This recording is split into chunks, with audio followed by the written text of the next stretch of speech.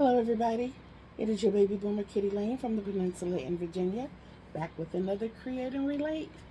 And we are here for part two of our hood. I'm sorry, of our fitted hood tutorial. So I hope everybody has their project. Here we are, thus far. This will make a really, really, really good um, mat or pot holder because it's so thick. So I'll probably be doing this again to show you how to do hot pads. Excuse me. But to show you how to do hot pads and pot holders and those types of things. We might even make some oven mitts, y'all. This is really thick. It's really, really, really thick. And we will not be using acrylic to hold heat. But yeah, we're gonna make some things out of this for the kitchen. I can see that being done. I see it in our future. Silly me, no. Okay, let's go down to the table and get started. Okay, so you see, not much has changed in our background because I'm literally recording this one right after the other one. I'm gonna put them out probably 2 days apart just to give you time to get it, and I hope that you did take it loose and put it back together, because I really I want everybody to be able to do it. I think it's fun and fascinating, and I think we can do this. I forgot I'd chain one, and I should not have. Now we're going back to the not chaining. We're just going to leave our stitch marker in place. We don't have any reason to touch it right now. And all we're going to do from this point is go 6 more rounds, just doing half double crochet. There's no special place. I mean, we're not going to do any specialty stitches. So you're just half double crocheting in each stitch. So we already know that we had 64 stitches. And that's because we had, well, I did anyway. I had 25 rows of my quilted half double crochet. And then I had 14 stitches across when I built my foundation row, my half double crochet foundation row. So like I said, it's gonna be 7 rows around all together. And we did the first row when we put this all together. And as you do the rounds, I'll show you. I'm gonna do a couple of rows with you, and you'll see what's going to start happening probably on this row.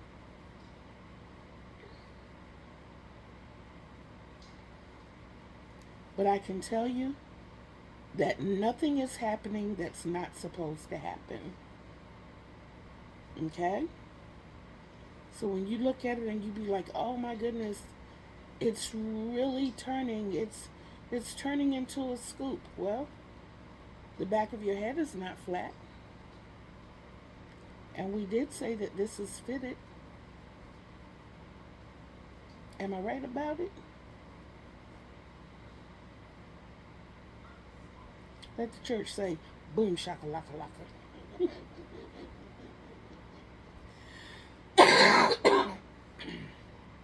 I am so sorry, y'all. It only hurts when I laugh.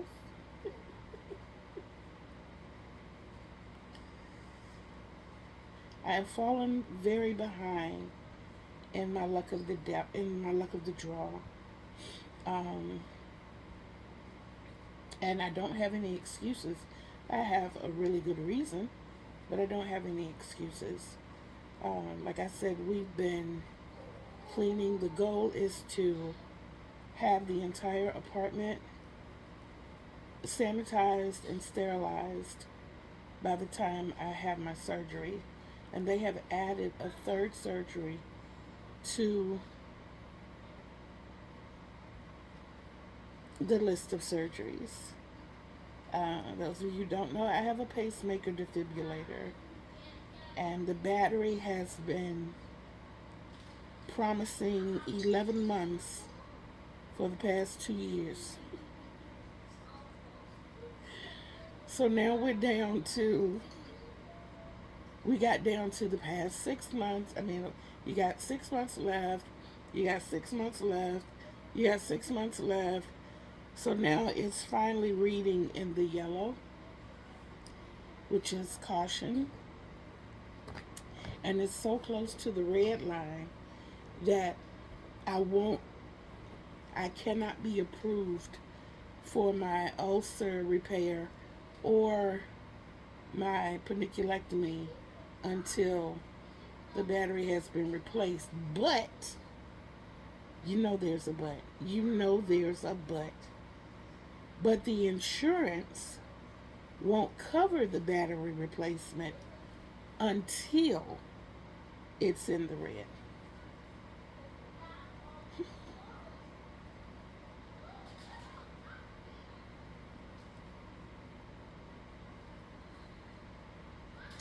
Bam, bop, boom, boom, boom, bop, bam.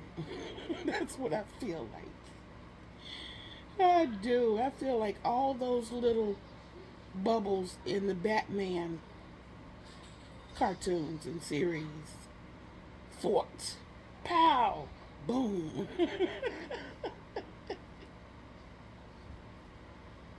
Oh my goodness.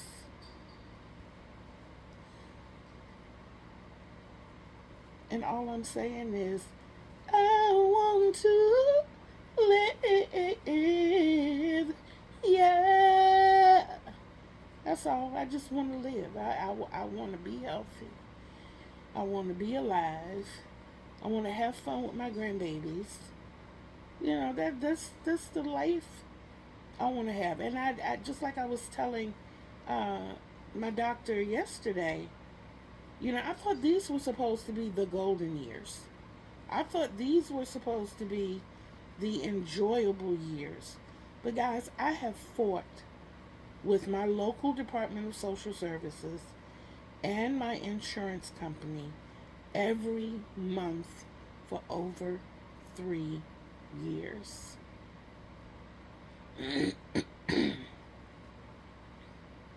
then with all this new stuff that's going on,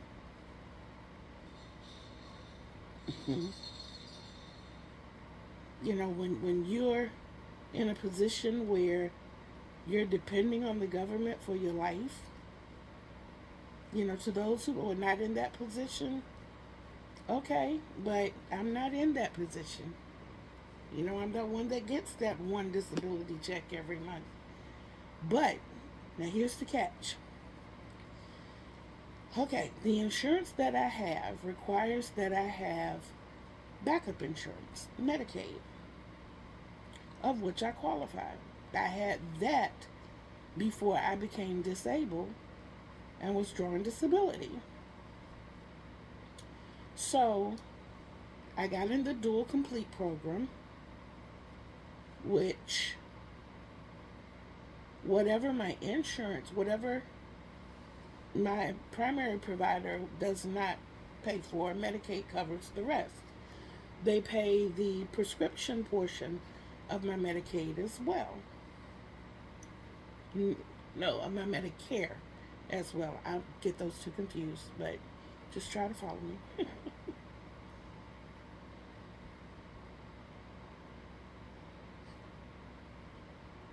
Okay, so this was round 3. This is what I want to show you before we go too far. Do you see that this is starting to look like a scoop? That's exactly the way it's supposed to look. You've not done anything wrong. This is going to be, and as you get further and further along, it's going to start doing this. It's going to really become a scoop. So you're not doing anything wrong. Just keep going. I am now starting on row number 4 of this section. Okay, so when we finally got it set up so that I had my Medicare, my dual plus, my dual advantage insurance, and my Medicaid, we were good for about 3 weeks. And then Medicaid supposedly sent me a letter to recertify for my Medicaid, which I didn't get that letter. And we check our mailbox no more than no less than every other day. It's either every day or every other day. And our mailman comes every day. So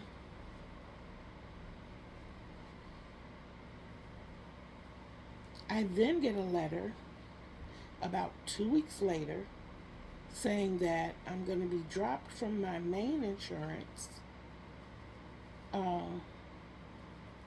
because I no longer have Medicaid.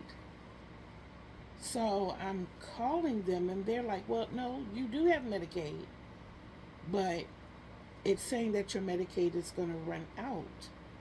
So you need to recertify. So I found out about recertification through my insurance company, not through Medicaid. So when I get in contact with Medicaid, they're like, no, you're already, and I'm like, look, just to make this simple, what do I need to do? Well, you need to fill out and blah, blah, blah. And I said, okay.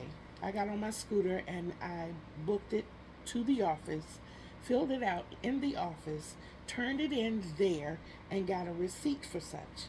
And I asked her then, when will I have to recertify again? I would like to put it in my calendar because obviously the mail is not coming. Now, the first letter was supposed to come March of last year. It did not come. And I had until the end of April to recertify. So when I got the letter from United Health in April saying that they were canceling me, they said, no, you just need to recertify. You have until the end of April. So I'm like, okay, all right. Went down, recertified, came back home. I'm thinking, okay, we're okay. I'm still calling, trying to find out if my information has been received and put in the computer. I get no call back. I call and ask for my supervisor, for the supervisor of my worker. Come to find out, my worker is the supervisor of her department. But they did give me her supervisor, so I called her supervisor. Could not get in touch with her. No call back. So then I asked for her supervisor. Got that person's name and number, called them, no call back. So I wrote my congressman. By the time the congressman got back with me, of course last year was an election year, and I didn't expect them to rush, but they had me between a rock and a hard place. Everybody starts coming through about October of last year, and United Health says, no, on our end, you're good. Your prescription is being paid. They're covering the co-pays that we don't cover, so you're good. Medicaid is doing all of this. My Medicare is not touched. My Medicare at this point is not touched. It was for a while because Medicaid, even though they said I was with them, they were not paying my prescription portion. So that was coming out of my check. Now, mind you, that check is a little more than $1,000 a month. My rent is almost $2,000 a month. My rent itself is $1,622, plus the rental of the washer and dryer, plus our water bill. So every month we're looking at least $1,750.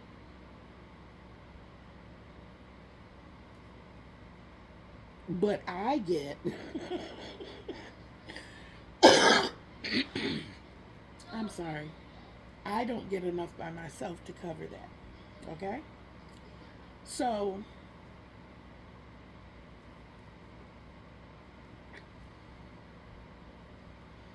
In November, I get a letter from disability saying that they were going to refund me the money. First of all, I heard from the congressman in October.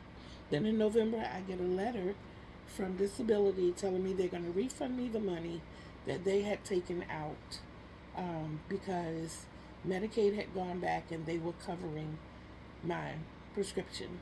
Okay, which they should have been doing all along. Now, mind you, all this time, from April to November and beyond, I'm trying to get in contact with social services. And still at this point, I've heard nothing over the telephone, no direct contact from social services. Then I finally get a letter from them saying that they have switched my Medicaid to a different type of Medicaid and that I have a $3,100 deductible before they start paying all of everything. And I'm like, wait a minute. So I'm still calling them and trying to figure out what's going on. You know, how do these changes come to be when obviously situations on my end have changed? My rent goes up every month. I no longer have a vehicle. You know, so all of these things that you had to factor in before, I'm in definitely not a better situation now, but I feel at this point I'm being penalized. So, and all of these changes I report. I report in writing, I report by leaving messages, I report through email, you know, so they have all of this. But still no contact, no direct contact from them. Now let me bring you up to speed. So 2 weeks ago I get a letter from United Health saying that at the end of March I will no longer be eligible for their dual complete program because Medicaid is dropping me. I call again. Now their office has moved. I can't get to where their office is now by way of scooter. And being that my funds are completely obliterated at the beginning of the month, I don't have Uber and Lyft money to get to them. And they've changed the transport so much that I have to be going to a doctor's appointment or something medical for transport to pick me up. So I called social services right away, which this Thursday coming will be 2 weeks, only to find out that I have a new worker, and I was given her number, I was given her extension, I was given her email address, and I was told then that they were putting my information in as urgent and that I would hear from her within 24 hours. It was close to closing when I got in contact with someone, so it would more than likely be the next day, which would have been the 14th, that I should have heard back from someone. Well, it is now the 22nd. And if I've heard from them, you've heard from them. If I've heard from them on my behalf, you've heard from them on my behalf. Because I still have not heard from anyone. And I call constantly. And the young lady that I speak to at the front desk, because I always ask to speak to her because she's the only one who acts human. You know, she's like, Miss Hodges, I have put your information in as urgent. I've even emailed the supervisor. I've even emailed the department manager. And I says, okay, well, I guess I'll be writing my congressman again because this is not acceptable. You know, when I wake up in the morning and after my meditation and prayer and I go and I look in that bathroom mirror, I see a human being. I see a human being who has just as much right to be here as the next person. I see a human being who bends over backwards to make all those around her happy, to feel joy and love, and to take chaotic things out of other people's lives, but yet and still my life is being flooded with it. I could see if I was out there causing trouble. Y'all, the course of a regular day, we're going to take a Tuesday. We're going to take a busy Tuesday at that. I get up in the morning, let's say the kids are here. I'll get up at 5:30 in the morning, get kids up, help my daughter to get the kids dressed, make sure they have breakfast, and that they're prepared to go to the bus stop. I will take the kids around to the bus stop with my scooter, and we sit out there in the cold, the three of us together, and wait for the bus. When the bus gets here, I trickle back home. I try to take a nap, but I know it's really no need. So I'm fixing myself something for breakfast, and I'm fixing myself this huge cup of coffee because it's either go to sleep or stay awake until 9:55, which at that point I am setting myself up for my telecall with my therapist. I call my therapist. Our session lasts about an hour to an hour and 10 minutes. I get off the phone with her, and by this time, because I've eaten, I've taken my medication. It's time for me to go to the bathroom. I do such. And whatever else I have to do around the house that my legs will tolerate me to do, I do. Mind you, I've said nothing about leaving the house since I got back from the bus stop. Okay? So then I come back to my room, and I sit in my chair or on my bed, and we at 12 o'clock, no, yeah, at 12 o'clock, I go live. And I go live from 12 to 1. And at 1 o'clock, let's see, 1, 2, 3, 4, 5, 6, one more. At 1 o'clock, when I get offline, I gather all my notebook and paperwork together, whatever notes I need to make, I do. I sit back and think about what the kids are going to have for snack when they get in, because in an hour, it'll be time for me to go to the bus stop to get the kids.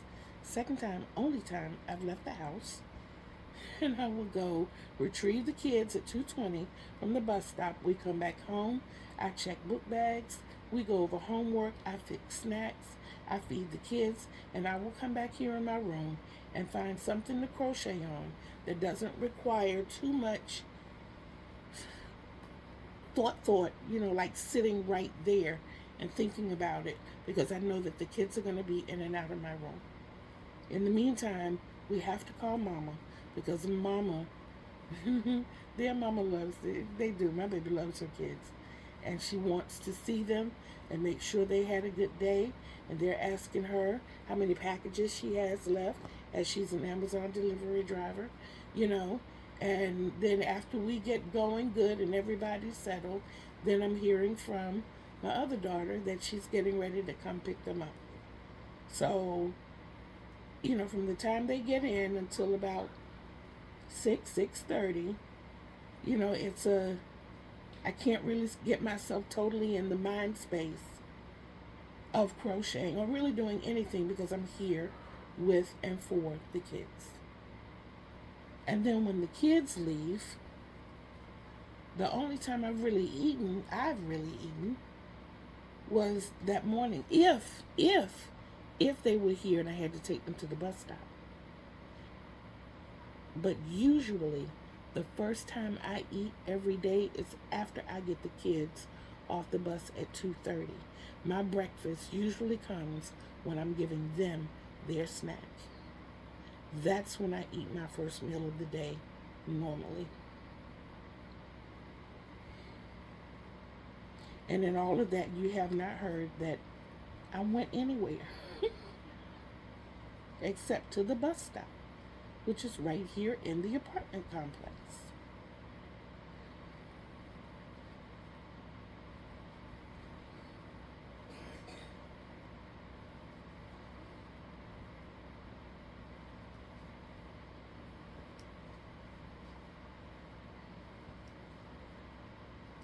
So, it's not like I'm gallivanting all over town and I'm causing problems wherever I go. Whenever I go anywhere, it's usually right next door to Walmart in my scooter to pick up as much as I can hold on my scooter and bring home. We do have Walmart Plus because sometimes with it raining or snowing or extremely windy or whatever, it gives me the option of having our merchandise delivered to us um, with no delivery charge. And I'm able to use my U card and my food stamp card to get to make place orders via the internet. But when I tell y'all I really don't go anywhere, I really don't. I haven't been to Dollar Tree.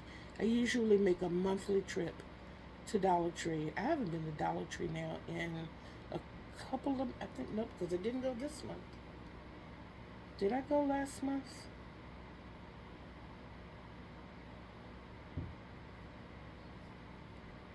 I don't remember if I went in February or not. I think I did go in January, but I didn't go in February. Okay, we see there, we talked right through that. 7 rounds done.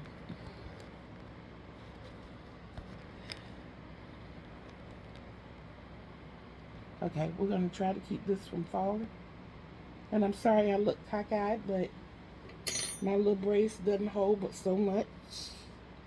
So, over my ponytail.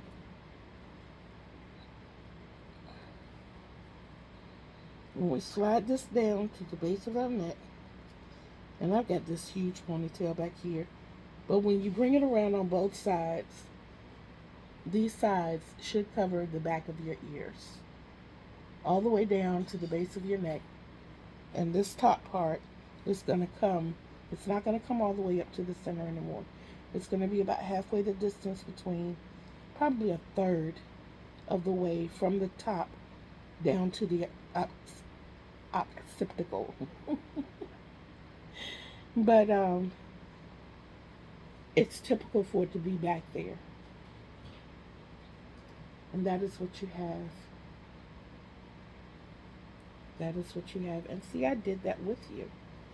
Now, I'm going to take you through the next 4 rows. And we still are not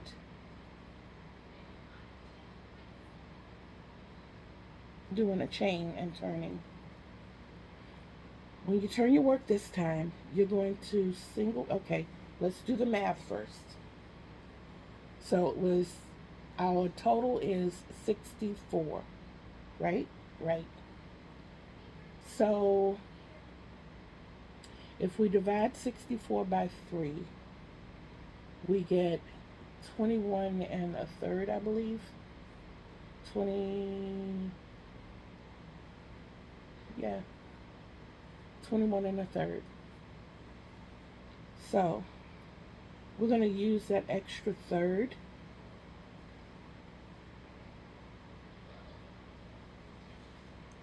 We're going to use our extra third in the top part. Now what I mean by that is we're going to do 21 single crochet up this side, and then we're going to do 22 double crochet across the top, and then 21 single crochets down. Okay, let's take that one first. We're going to call this a separate section, and this is going to be row 1 of that section. So we're going to single crochet 21 times, whatever your number was. Say you have 66 stitches, then your breakdown is going to be 22, 22, and 22. If you have 60 stitches, your breakdown is going to be, or 63, let's say 63. If your total stitches, comes to 63, your breakdown is going to be 21, 21, and 21. So whatever you divide, whatever your total number of stitches is going around, you're going to divide it by 3. And you're going to do, if 65 is a good one. Your stitches would be 22, 22, and 21. You would still make your 21 at the top. Make that different stitch at the top. If you have the same going down each side, then make the difference at the top. Okay? Whatever that remainder is. If it's 1 or if it's 2, make that make the different number at the top. Okay? So let's continue with our single crochet. 21 stitches. We got 4, 5, 6, 7, 8, 9, 10, 11, 12, 13, 14, 15, 16, 17, 18, 19, 20, 21. Now we said 22 double crochet, not half double crochet. We went straight to the double crochet, and we're going to do 22 of them. 1, 2, 3, 4, 5, 6, 7, 8, sorry, 8, 9, 10, 11, 12, 13, 14, 15, 16, 17, 18, 19, 20, 21, and 22. Now you're going back to the single crochet, and it should be 21 based on 64 being the total. 1, 2, 3, 4, 5,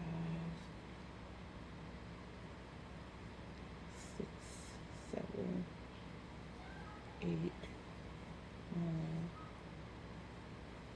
10, 11, 12, 13, 14, 15, 16, 17, 18, 19, 20, and 21. So we had 21, 22, and 21. Turn your work. You're going to increase your single crochets and decrease your double. So you're going to do 22, 22, and 22. You're taking, no, what did we do? We did, so we're going to do 22, 20, and 22. It's still going to total 64 stitches. 22, 20, 22. So I'm going to go up 1 on each side and down 2 in the double crochet. So 1, 2, 3, 4, 5, 6, 7, 8, 9, 10, 11, 12, 13, 14, 15, 17, 19, 20, 21, and 22. Now 20 double crochet. 1, 2, 3, 4, 5, 6, 7, 8, 9, 10, 11, 12, 13, 14, 15, 16, 17, 18,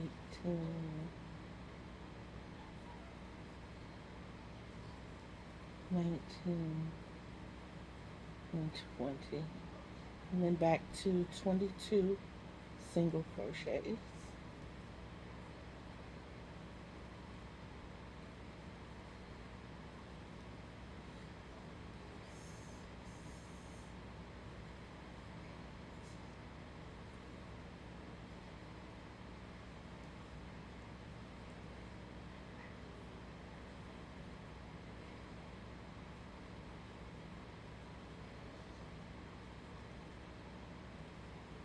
Sixteen, 17, 18, 19, 20, 21, and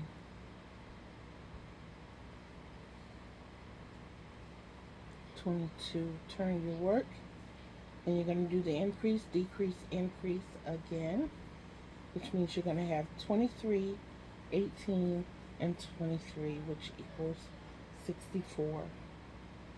Do it again. 1, 2, 3, 4, 5, 6, 7, 8, 9, 10, 11, 12, 13, 15, 16, 17, 18, 19, 20, 21, 22, and 23. And now we do the 18.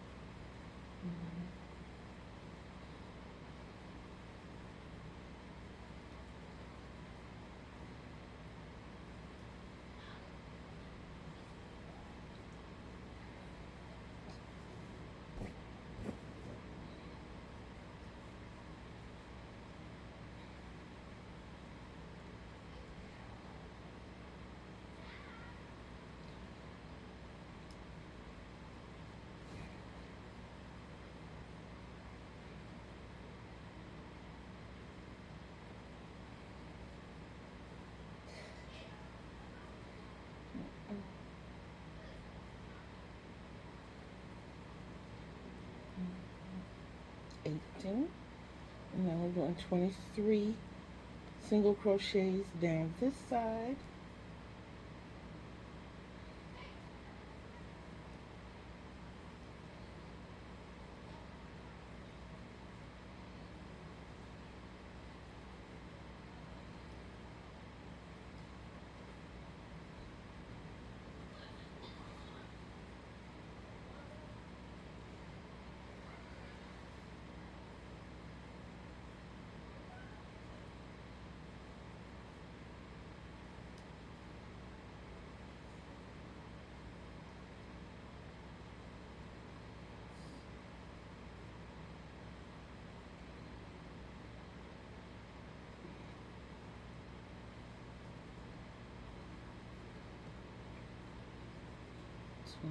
Two and 23.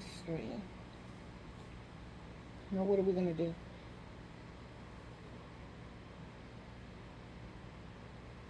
24, 16, 24. Sounds like a winner to me.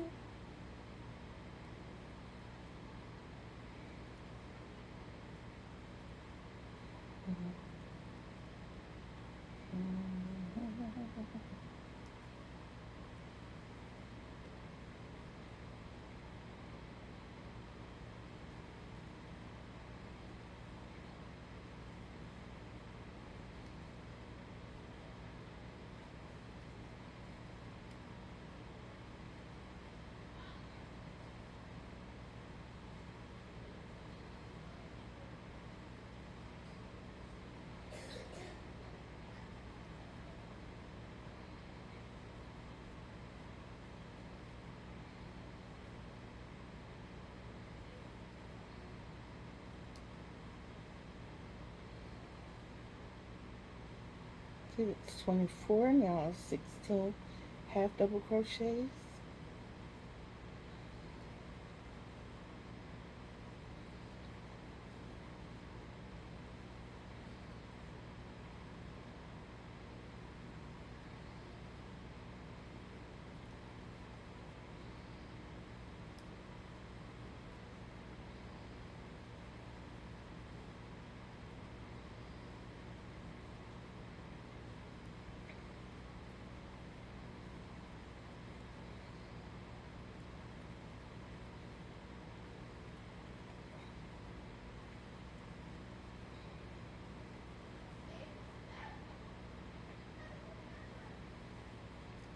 And then our 24 single crochets down the last side here.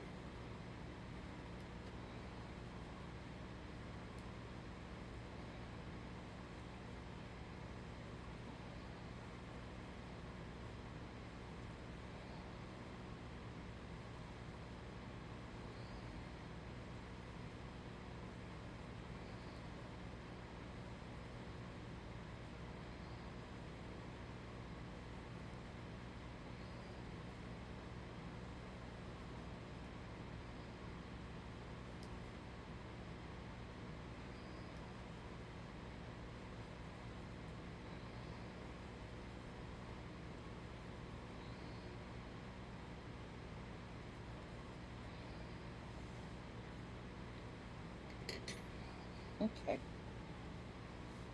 so this is what you have so far.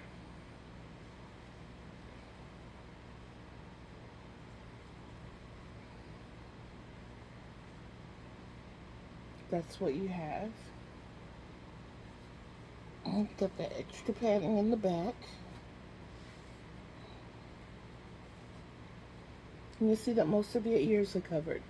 Now, the secret to doing the rest of it, and all you want to measure, is where you're doing your decreases, you want to be able to do at least 4 rows of decreases, but you don't want your decrease number to be less than 5. Okay? So if I do another round of decreases, I'd be doing 25, 14, 25. And my decrease number is 14. I would probably take mine down to maybe 10, which would put me here. And then I'd basically be working on the part that covered my face. So being that I got down to 16, then I'd do 14, 12, and 10. So I would do 3 more. And that's what I'm going to do. I'm going to do that and I'll be back, okay? Okay, guys. I forgot how many rows I actually did now. I was just doing it. And I did it until I got down to here. Now, at this point, I can tell you, I'm still going to come back and show you, because I'm going to show you how to do the bottom and some different things that you can do to make the front of it like really cute. But all you do at this point is turn and do half double crochets each row until you get it to where you want it to contour your face. But you see, I went down to 8 across here. I took mine down to 8. And this is what I have. My temples are open and the very top of my head is open. And even if I add it to a cowl, you can still see where I'd have to add more across the front. Okay? So this is what you have. And it comes down to the base of the neck.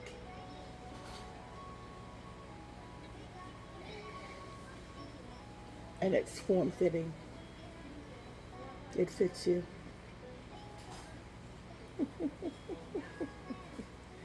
I hope you guys have enjoyed part 2 of our tutorial. Like I said, I'm going to show you some cute little things that you can do at the bottom where you can add strings and pom-poms. That's what I kept trying to tell somebody today, that the tumbleweeds are like pom-poms. I can always think of fringes and tassels, but I can never think of pom-poms. But yeah, so anyway, Like I said, I'm going to show you some cute little things that you can do. You can scallop the edges.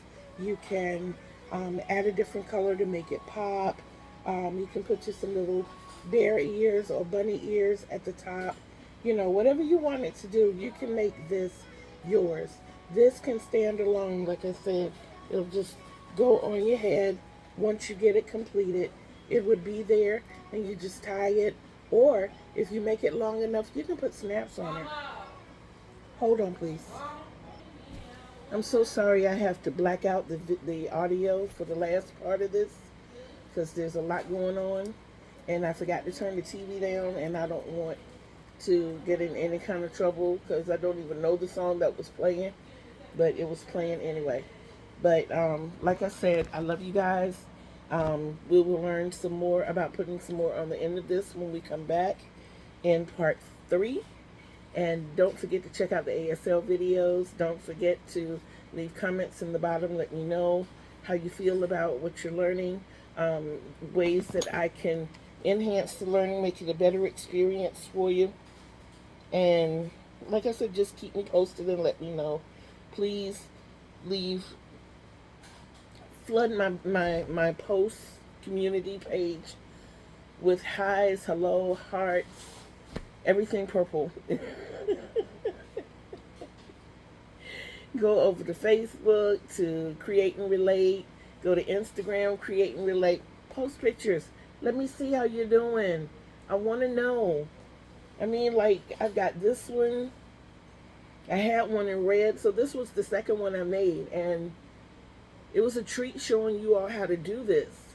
So if you want me to add the turtleneck cowl to it, let me know. If you want me to go straight from this to the poncho, let me know.